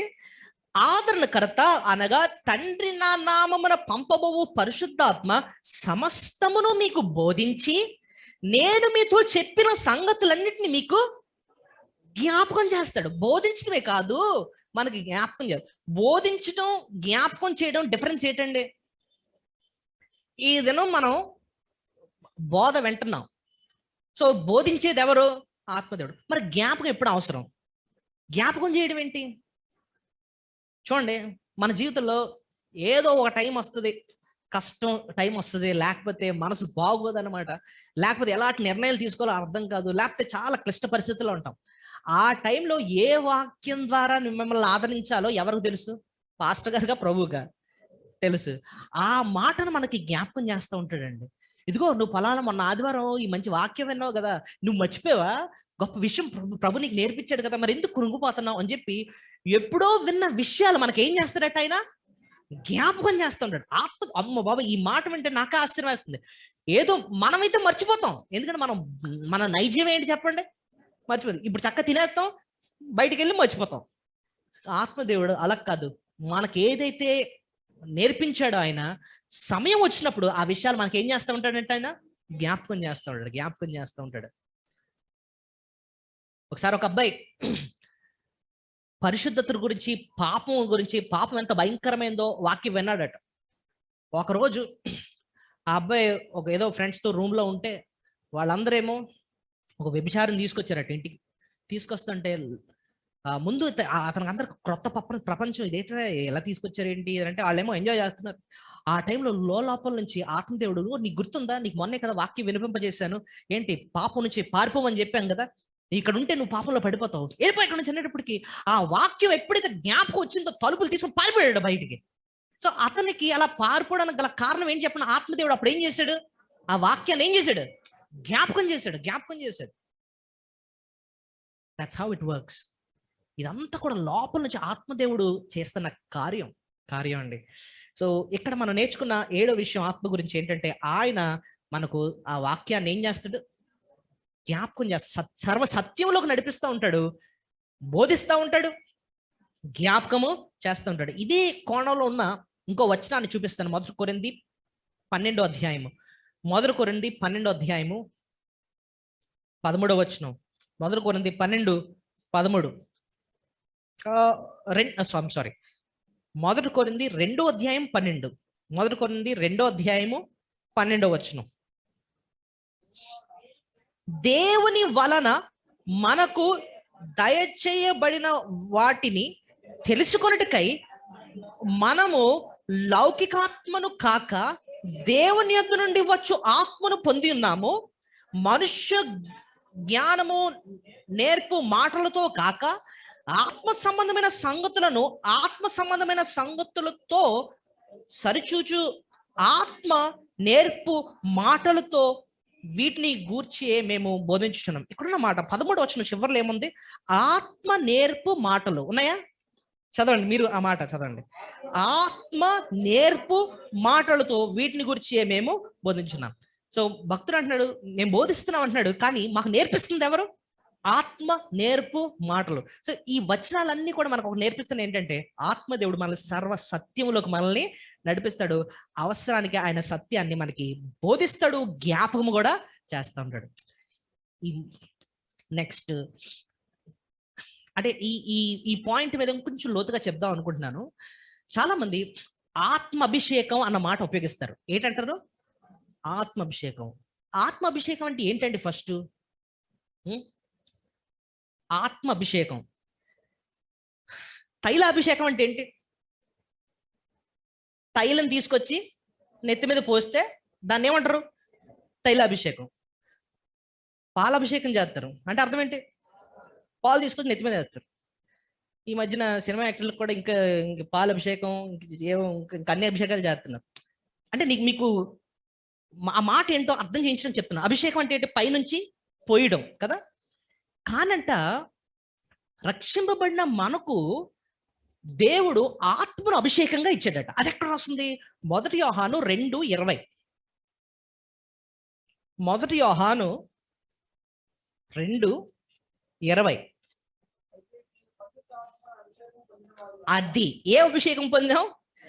మీరు పరిశుద్ధాత్మ వలని అభిషేకం పొందివారున గనుక సమస్తమును ఎరుగుదురు. ఆగండి. ఇక్కడ చాలా కీలకమైన విషయం. అయితే మీరు అన్న మాట ఉంది. మీరంటే ఎవరెక్కడ? మీరు రక్షింపబడిన బిడ్డలు. ఎవరండి? రక్షింపబడిన. ఎవరైతే రక్షింపబడ్డారో వాళ్ళ గురించి భక్తుడు చెప్తూ అంటున్నాడు, మీరు పరిశుద్ధాత్మ అభిషేకం పొందిన. అంటే అర్థం ఏంటి? రక్షింపబడిన ప్రతి ఒక్కరికి కూడా ఒక అభిషేకం ఉంది. ఏంటి అభిషేకం? పరిశుద్ధాత్మ. పరిశుద్ధాత్మ అభిషేకం ఉండి ఎంతకీ దానివల్ల నాకు ఏం జరుగుతుందండి? ఆత్మదేవుడు అభిషేకంగా ఉన్నాడంటే ఏం జరుగుతుందండి అంటే అక్కడ ఉంది ఆన్సర్. ఏంటో చూడండి. గనుక సమస్తమును ఎరుగుదురు. చెప్పండి అన్నమాట.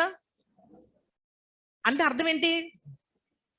ఆత్మదేవుడు ప్రతిదీ మనకి నేర్పిస్తాడండి. ఇంకో సింపుల్ గా చెప్పంటే సర్వ సత్యములకు మనల్ని నడిపిస్తాడు. కొంచెం కిందకి వెళ్తే 27వ వచనంలో కూడా అదే అర్థం ఉంటుంది. చూడండి. ఆయన వలన మీరు పొందిన అభిషేకము మీలో నిలిచినది గనుక ఎవడనూ మీకు బోధింపనక్కర్లేదు. ఆయన ఇచ్చిన అభిషేకము సత్యమే గాని అబద్ధము కాదు. అది అన్నిటిని గురించి మీకు బోధించును ప్రకారంగాను, ఆయనే మీకు బోధించిన ప్రకారంగాను ఆయనలో మీరు నిలిచున్నారు. సింపుల్ గా చెప్పాలంటే ఆత్మ అభిషేకం అంటే అర్థం ఏంటంటే, ఆత్మదేవుడు మనలో ఉండి ఆ సత్యాన్ని, వాక్య సత్యాన్ని మనకి నేర్పించడమే. అదేంటో తెలుసా? ఆత్మ అభిషేకం. అంతేగాని ఆత్మాభిషేకం అంటే ఈ మధ్యన కొన్ని టీవీలో చూసాం, ఇప్పుడే చాలా ఉంటున్నాయి. నేను ఇందాక చెప్పాను కదా, దిగు దిగు దిగు అని వెంటనే వస్తారంటే ఇంకా అంతేనండి, మొత్తం అందరూ దొలేస్తున్నారు కింద. ఏంటో దొరుకుతున్నారంటే ఆత్మాభిషేకం అంటున్నాడు. దొరలడానికి ఆత్మాభిషేకం కనెక్షన్ లేదు అసలు. బైబిల్లో క్లియర్ గా చెప్తుంది ఆత్మాభిషేకం అంటే ఏంటంటే, ఆత్మదేవుడు మనకు తెలియని విషయాల్ని మనకి తెలియజేసి బోధించిన అది ఆత్మాభిషేకం. ఆయన నిన్ను అభిషేకించి నీకు తెలియని విషయాలు నేర్పిస్తున్నాడు. అది ఆత్మాభిషేకం. ఈ దినం నీకు ఆ సత్యాలన్నీ అర్థమవుతున్నాయి అంటే నీకు ఆత్మాభిషేకం ఉన్నది కాబట్టి ఆ సత్యాలు నీకు నేర్చుకోగలుగుతున్నావు. ఇంకోటి తెలుసా అండి, వాక్యం జీవితాలు ఎలా మారుతాయి తెలుసా? ఈ వాక్యం ఎప్పుడైతే ఆత్మదేవుడు మనలోకి ఇస్తాడో ఆ వాక్యం హృదయాల్ని, జీవితాల్ని, నడవడికని మారుస్తుంది. ఎక్కడ రాస్తుంది? సామెతల గ్రంథం 4వ అధ్యాయం దయచేసి తీయండి. సామెతల గ్రంథం 4వ అధ్యాయం చాలా కీలకమైన వచనం ఇది. సామెతల గ్రంథం 4వ అధ్యాయము ఎక్కడి నుంచి చదువుతారంటే 20-21 ముందు చదవండి.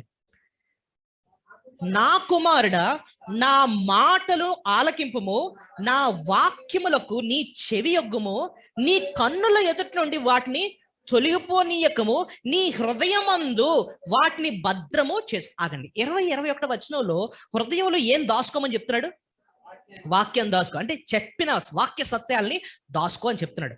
ఎప్పుడైతే అలా దాచుకున్నావో 3 మారతాయట. ఏంటేంటో తెలుసా? 24 వచనంలో ఏముందో చూడండి. మూర్ఖపు మాటలు. ఆగండి, ఏం ఏం మారుతాయి? మాటలు. మీ మూర్ఖపు మాటలు మారుతాయి. ఇంకా నెక్స్ట్ 25 నీ కన్నులు ఇటు అటు చూడక. ఆగండి, ఇంకేం మారుతాయి? నీ కన్ను చూపు కూడా మారుతాయి. ఇంతకుముందు మన కళ్ళు చూపులు ఎలా ఉంటాయి తెలుసా? ఇప్పుడు చూడండి, కొంతమంది కళ్ళు చూపులు బట్టి చెప్పవచ్చు, అమ్మ బాబాయ్ చాలా డాకుగా రైడు అని చెప్పవచ్చు. ఎందుకంటే అక్కడ ఇలా చూస్తూ ఉంటాడు. ఎవరిని వెళ్తే చాలు స్కానింగ్ చేస్తూ ఉంటాడు. సో ఇప్పుడు వాక్యం ఎప్పుడైతే హృదయంలో పడిందో మాట తీరు మారుతుంది. ఇంకా ఏం మారుతాయట? మన చూపు మారిపోద్దంటండి. మన చూపులో ఎంతో దీనత్వం కనపడతా ఉంటది. మన చూపులోనే ఎంతో పవిత్రత కనపడతా ఉంటది. ఇంకేం మారుతాయో చూడండి. 27 వచనం, పాదాలు ఉంటాయి. నీ కుడి తట్టుకైనను ఎడమ తట్టుకు తిరగక నీ పాదమును. ఇంకేం మారుతాయి? పాదాలు అంటే అర్థం ఏంటి? మన నడవడిక. ఒక మాటలో చెప్పండి, చూపు, మాట, నడవడిక అంటే అర్థం ఏంటి? మన ప్రవర్తన మారుతుంది. ఎప్పుడు మారుతుంది? వాక్యాన్ని హృదయంలో పెట్టుకున్నప్పుడు. సో ఆత్మదేవుడు ఏం చేస్తున్నాడు? ఆ వాక్యాన్ని మనకి బోధిస్తున్నాడు. అదే ఆత్మాభిషేకం అంటే. ఆత్మదేవుడు అభిషేకం పొందాం. మనం సత్యాన్ని మనం నేర్చుకుంటున్నాం, హృదయంలో దాచుకుంటున్నాం. మెయిన్ జరిగేది ఏంటంటే ప్రవర్తన మారుతుంది. చర్చికి వచ్చిన వాళ్ళకి జరిగే గొప్ప మేలు ఏంటో చెప్పనా అండి? మన ప్రవర్తన మారుతుందండి, మన బిహేవియర్ మారుతుందండి. పోలీస్ దెబ్బలు మార్చలేవేమో, వాక్యం మారుస్తుంది జీవితాలని. అది ఎందువల్లంటే పరిశుద్ధాత్మ అభిషేకం ద్వారా. అర్థమవుతుంది మీకు దీని విలువ ఏంటో? నెక్స్ట్, సర్వసత్యంలో నడిపించడం మాత్రమే కాదు, ఆయన ఆత్మదేవుడు మనల్ని ప్రత్యేకపరుస్తాడట. చెప్పండి, ఏం చేస్తాడు? ఇంకా ఎక్కడ రాస్తుంది? 2 దెస్సలోనికే 2 అధ్యాయము 13వ వచనం. 2 దెస్సలోనికే 2 అధ్యాయము 13వ వచనం. ప్రభు వల్ల ప్రేమింపబడిన సహోదరులారా, ఆత్మ మిమ్మును పరిశుద్ధపరచడం వల్ల. చాలు అదే కావాలి. ఆత్మదేవుడు ఇక్కడ ఏం చేస్తాడు? మనల్ని పరిశుద్ధపరుస్తాడు. చెప్పండి అందరూ మాట. పరిశుద్ధపరచడం అంటే అర్థం ఏంటంటే మనల్ని ప్రత్యేకపరచడం, సెపరేట్ చేయడం. అబ్రహాం గురించి అందరికీ తెలుసు. అబ్రహాం ఫస్ట్ ఏ ప్లేస్ లో ఉండేవాడు? ఊరన్న ప్రాంతంలో ఉండేవాడు. ఆయన్ని ఎక్కడ తీసుకెళ్ళిపోయాడు దేవుడు? కనాన్ అన్న ప్రాంతానికి తీసుకెళ్ళిపోయాడు. ఎందుకు ఆయన ప్రత్యేకపరిచాడు? అదే ఊర్లో ఉంటే ఆయన బంధువులు కూడా విగ్రహారాధికులు. అలాంటి స్థలంలో ఉంటే ఈయన చెప్పిన మాట వెండు దేవుడు ఆయన తీసుకొచ్చి సపరేట్ చేసేసాడు, ప్రత్యేకపరిచాడు. దేవుడు నిన్ను నన్ను ఎక్కడి నుంచి సపరేట్ చేశాడు తెలుసా? కొలస్సీ 1:13-14 చదవండి. ఎక్కడి నుంచి తీసుకు ఎక్కడ పెట్టాడు? మన ప్లేస్ ని ఎలా మార్చాడు? కొలాషియన్స్ 1:13, కొలస్సీ 1:13. ఆయన మనలను అంధకార సంబంధమైన అధికారం నుండి విడుదల చేసి తాను ప్రేమించిన తన కుమారుని యొక్క రాజ్య నివాసులుగా చేశాడు. సో ఎక్కడి నుంచి ఎక్కడికి తీసాడు? మనల్ని ఎలా సపరేట్ చేశాడు? అంధకార సంబంధమైన అధికారం నుండి విడుదల చేసి లాగేసి తను ప్రేమించిన కుమారుని యొక్క రాజ్య నివాసులుగా చేశాను. అంటే ఒక పొజిషన్ లో నుంచి ఇంకో పొజిషన్ లోకి తీసుకొచ్చాడు మనల్ని. మన ప్లేస్ మార్చాడు, మన స్థానాన్ని మార్చాడు. ఆయన లోకం నుంచి, సైతాన్ యొక్క అధికారం నుంచి మనల్ని సెపరేట్ చేశాడు అనమాట, ప్రత్యేకపరుచుకున్నాడు. దాన్నే పరిశుద్ధపరచడం అంటే అర్థం అదే. దేవుడు మనల్ని ప్రత్యేకపరుచుకున్నాడు. ఇంకా దేని నుంచి మనల్ని ప్రత్యేకపరిచాడండి అంటే మన పాపం నుంచి మనల్ని ప్రత్యేకపరిచాడు, మన స్థానం మార్చాడు, మన పాపం నుంచి మనల్ని ప్రత్యేకపరిచాడు. ఇంకొక చాలా కీలకమైన దాంట్ నుంచి మనల్ని దూరం చేయబోతున్నాడు ఆయన. ప్రకటన 3:10 చూడండి. ప్రకటన 3:10.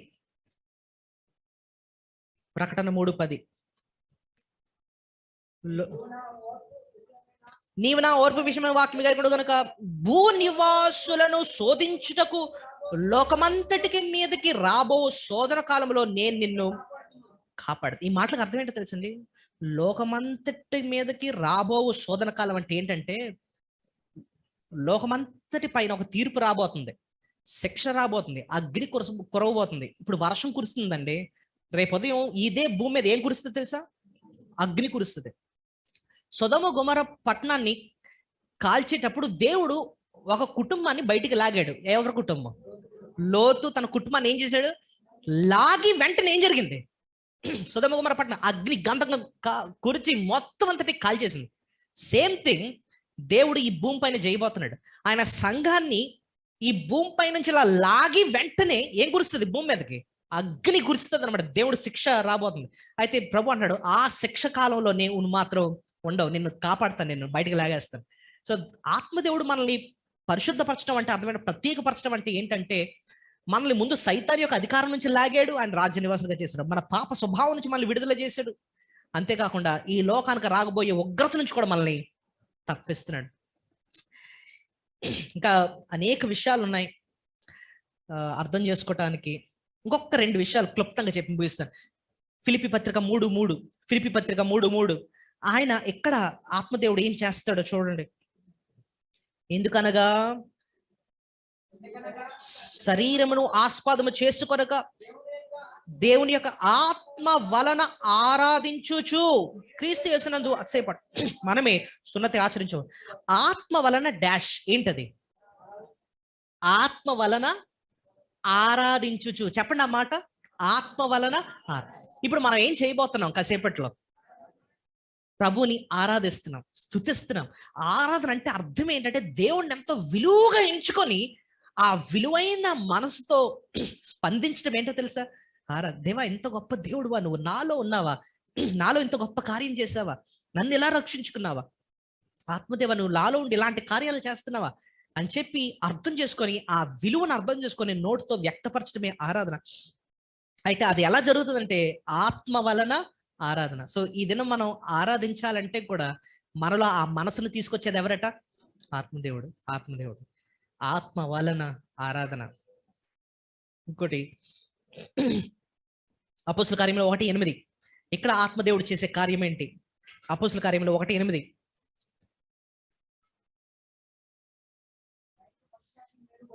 ఆయనను పరిశుద్ధాత్మ మీ మీదకి వచ్చినప్పుడు మీరు శక్తి నొందుదురు గనుక మీరు యెరూషలేములోను యోదయ సమరయ దేశముల యందంతట భూదిగంతముల వరకు నాకు సాక్షులై ఉందరని వారితో చెప్పాను.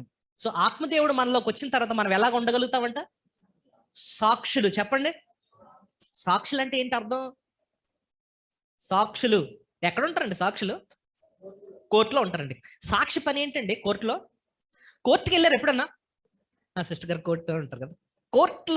కోర్టులో ఎవరెవరు కనపడతారు మనకు సాధారణంగా? ఎదురుగుండా జడ్జి గారు, ఇంకా ఎక్కడో ముద్దాయి, ఇటుపక్క లాయర్లు, ఇంకా ఓ పక్కన సాక్షిని ప్రవేశపెట్టండి అంటే సాక్షి గారు వస్తారు. సో ఇప్పుడు సాక్షి పని ఏంటి అక్కడ? చూసింది చూసినట్టు చెప్పడం. ఇప్పుడు మనం ఆలోచిద్దాం. సాక్షి మనం అనుకోండి, ఎవరి గురించి సాక్ష్యం ఇస్తున్నాం అక్కడ? ఎవరి గురించి సాక్ష్యం ఇస్తున్నాం? యేసు ప్రభుని గురించి సాక్ష్యం ఇస్తున్నాం. అంటే యేసు ప్రభు ఏ ప్లేస్ లో ఉన్నట్టు అక్కడ? ఆలోచించి చెప్పాలి జాగ్రత్తగా. ముద్దాయి ప్లేస్ లో ఉన్నట్టు. కరెక్టే. సో ముద్దాయి గురించి మనం ఒక సాక్ష్యము ఇస్తున్నాం. మనం ఆ ముద్దాయి గురించి ఏం చెప్తున్నామో అది ఎవరు వింటారు? ఇప్పుడు జడ్జి గారు విని ఒక తీర్పు తీరుస్తారు. జడ్జి గారి ప్లేస్ లో ఎవరున్నట్టు? ఇప్పుడు మనం వెళ్ళి తండ్రి ఏంది ప్రభు గురించి చెప్తామా? ప్రజలండి. జడ్జి ప్లేస్ లో ఎవరున్నట్టు? ప్రజలు. అంటే మన చెప్పిన సాక్ష్యాన్ని విని ప్రజలు యేసు ప్రభుని గురించి ఆయన ఎవరో అర్థం చేసుకుంటారు అనమాట. అంత కీలకమైన ప్లేస్ లో దేవుడు మనల్ని పెట్టాడు. మరి ప్రభు కోసం మంచి సాక్షులుగా ఉండాలి అంటే ఆ శక్తి మన వల్ల అవుద్దా? అందుకోసం ఆ బలపరిచేది ఎవరట? ఆత్మదేవుడు. అంటున్నాడు, ఆత్మదేవుడు మీ దగ్గరకు వస్తే మీరు శక్తిని అందుతారు. ప్రభు కోసం మంచి సాక్షులుగా, ప్రభు కోసం చెప్పే అంత సాక్షులుగా మనల్ని చేస్తారు. ఒకవేళ మనకి ప్రభు గురించి చెప్పడానికి ధైర్యం చాలేదనుకోండి, ఒకటే గుర్తుపెట్టుకోవాలి ఏంటంటే, నాకు నిజంగానే నా వల్ల కాదు, కానీ నన్ను బలపరిచేది ఎవరు? ఆత్మదేవుడు. ఆత్మదేవుడు. సో ఎన్ని విషయాలు నేర్చుకున్నాం ఏదో ఆత్మదేవుని గురించి? ఎన్ని విషయాలు నేర్చుకున్నాం చెప్పండి ఒకసారి. ఆయన మనలో ఉండి చేసేవి ఏంటేంటి? పాపాన్ని ఒప్పింపజేస్తాడు, ఇంకా పునర్జన్మను లేదా నూతన జన్మనిస్తాడు, ఆయన సంఘములోకి చేరుస్తాడు, నాటుతాడు, ఇంకా మనం దేవుని బిడ్డని మనకు జ్ఞాపకం చేస్తూ ఉంటాడు. 5, ఎప్పుడు మనతో ఉంటాడు ఆయన, ఇంకా ఒక ముద్రగా ఆయన ఉంటాడు, సర్వ సత్యములకు మనల్ని నడిపిస్తాడు, ఇంకా లోకం నుంచి మనల్ని ప్రత్యేకపరుస్తున్నాడు. ఎక్కడి నుంచి లాగాడు మనల్ని?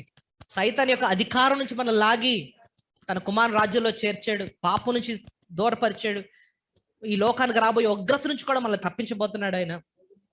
ఇంకా మనకు బోధించి జ్ఞాపకం సర్వసత్యంలో నడిపించడం అంటే ఇవన్నీ వస్తాయి. ఆరాధించేవారుగా మనల్ని చేస్తాడు, ప్రభు కోసం సాక్షులుగా ఉండేటట్టు మనల్ని చేస్తాడు. ఇంకొక విషయాన్ని చెప్పేస్తాను. 1 పేతురు 4:10. 1 Peter 4:1 పేతురు 4:11. ఒకడు బోధించిన ఎడల దైవోక్తులను బోధించినట్లు బోధింపవలను, ఒకడు ఉపచారం చేసిన ఎడల దేవుడు అనుకరించి సామర్థ్యం చేయవలను. ఇందువలన దేవుడు ఇక్కడున్న మాట ఏంటంటేనండి, ఆత్మదేవుడు మనకు కృపా వరాలు అనుగ్రహిస్తాడటండి. 10వ వచనంలో ఉంటుంది చూడండి. దేవుని నానా విధమైన కృప విషయమై మంచి గృహ నిర్వాహకులండి, ఒకరినొకడు కృపావరము పొందిన కొలది ఒకరినొకడు ఉపచారము చేయుడి, ఒకడు బోధించిన ఎడల దైవోక్తులను బోధించినట్లు బోధింపవలను, ఒకడు ఉపచారము చేసిన ఎడల దేవుడు అనుగ్రహించు సామర్థ్యం ఉంది చేయవలను. ఆగండి, ఇక్కడ ఒక మాట, ఇక్కడ 2 మాటలు చాలా కీలకమైన మాటలు, బోధించడం, ఉపచారం చేయటం. చూడండి, ఒకడు బోధించిన ఎడల దైవోక్తులు బోధించినట్టు బోధింపవాలి, ఒకడు ఉపచారం చేసిన ఎడల దేవుడు అనుగ్రహించిన సామర్థ్యం నందు చేయవలను. సో దేవుడిచ్చిన వరాలు 2 రకాలు. ఏంటవి?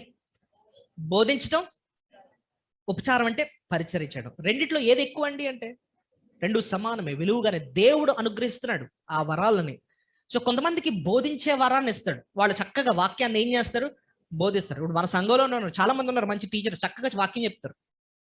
కానీ కొంతమందికి దేవుడు ఏ మనసు ఇచ్చాడు? ఉపచారం చేసే మనసు, లేదా పరిచర్య చేసే మనసు. సో పరిచర్య చేస్తున్నామన్నా, స్టేజ్ ఎక్కి బోధిస్తున్నామన్నా, 2 కూడా దేవుడు మనకు అనుగ్రహించిన వరాలు. సో ఎందుకండి ఆయన మనకు వరాలు ఇచ్చాడంటే, ఆయన సంఘంలో వాడబడాలని, ఆయన మనల్ని వాడుకోవాలని చెప్పి అలాంటి వరాలు మనకి ఇస్తున్నాడు. సో ఇక్కడ మనం దేవుడు ఏదైనా మనకు వరం ఇచ్చాడు అనుకుందాం, ఒక మంచి పాటలు పాడే వరం ఇచ్చాడు, లేకపోతే మంచి వాద్యం వాయించే వరం ఇచ్చాడు. అందరికీ ఇవ్వడు. ఇప్పుడు అందరినీ కీబోర్డ్ దగ్గర కూర్చోబెట్టాను, వాయించగలరా?